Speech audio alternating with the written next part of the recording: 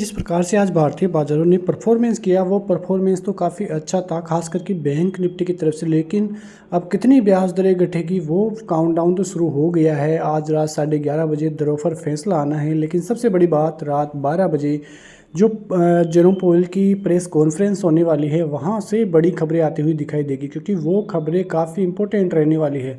11:30 बजे किस प्रकार से आंकड़े आएंगे तो आपको मैंने बता ही दिया कि फेड जो है क्या कुछ करता हुआ नजर आएगा। जो पूर्व अधिकारी है उनकी तरफ से ब्याज दरों में बड़ी कटौती की संभावना तो जताई जा ही रही है। उनका मानना है कि जो रेटें हैं वो 50 बीपीएस की दर से होनी चाहिए, और वो ऐसा क्यों कर रहे हैं उसके पीछे रीज़न भी है। और उनका मानना है कि जिस प्रकार से अमेरिकी बाज़ारों में, चाइनीज़ बाज़ारों में संकेत नेगेटिव बन रहे हैं, जो बेरोज़गारी दर के आंकड़े हैं वो बढ़ रहे हैं, तो अभी से इनको कंट्रोल करना बहुत ज़रूरी है, वरना बाज़ार में 2008 जैसा क्राइसिस की स्थिति बनती हुई दिखाई दे रही है।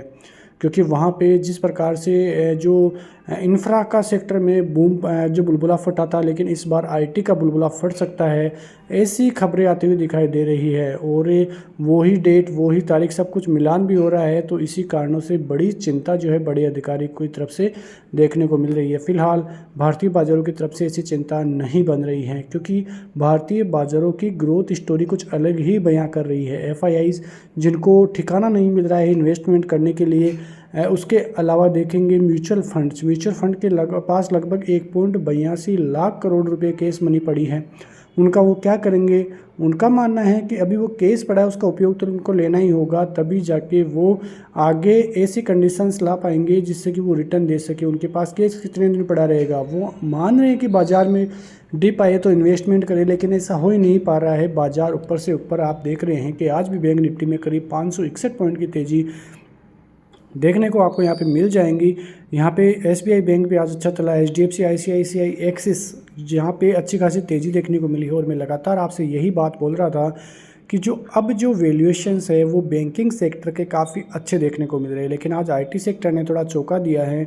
एसेंशियल के ख़राब जो है सेंटिमेंट की वजह से भारतीय बाज़ारों पर इसका पूरा इम्पैक्ट पड़ा है। मैं आपको हमेशा बताता रहता हूँ कि जो आप न्यूज़ें देखते हैं वो सभी न्यूज़ें देखिए, आपकी नज़र सभी जगह होनी चाहिए। क्योंकि जब एक अपन एग्जांपल ले तो जो क्रिकेट का मैदान होता है, यदि वहाँ की पिच सपाट होती है तो आपको ही पता है कि जो चौके छक्के हैं वो ज़्यादा लगेंगे।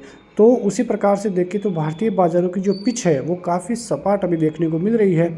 आने वाले दिनों में और ज़्यादा चौके छक्के लगेंगे, वनडे मैच, T20 मैच चलेगा, तो आप वहाँ पे नज़रें रखिए। बैंक ऑफ जापान पे भी नज़रें रखिए, क्योंकि वो भी अब चाह रहा है कि जो रेटें हैं वो कम की जाए, लेकिन अब ये रेटें कब कम होगी वो अब देखने वाली बात होगी। फिलहाल भारतीय इकोनॉमी की तरफ से जो न्यूज़ें आ रही है काफ़ी अच्छी न्यूज़ें आती हुई दिखाई दे रही है, क्योंकि जो भारतीय इकोनॉमी है वो वर्ल्ड की 5th लार्जेस्ट जीडीपी वाली इकोनॉमी है। तो वहाँ पे वो आना चाहेगी 4th पायदान पे। और यदि वो 2026 तक तीसरी बड़ी, सबसे बड़ी अर्थव्यवस्था बनती है तो उसका फ़ायदा भारतीय बाज़ारों को काफ़ी अच्छा होगा। क्योंकि ये मैं बात इसलिए बोल रहा हूँ कि जो भारतीय बाज़ार है अभी लगभग 8% की दर से ग्रोथ कर रहे हैं। वहीं जो तीसरे नंबर पर चौथे नंबर पर जापान है, तो उनकी जो दरें हैं वो फ्लैट ही है। तो यहाँ पे देखेंगे तो जो ग्रोथ है वो 8% की दर से इसी प्रकार से 2026 तक होती रही तो भारतीय बाज़ार तीसरे पायदान पर पहुंच जाएंगे, जो कि एक बहुत ही बड़ी खबर भारतीय बाज़ारों के लिए साबित होगी।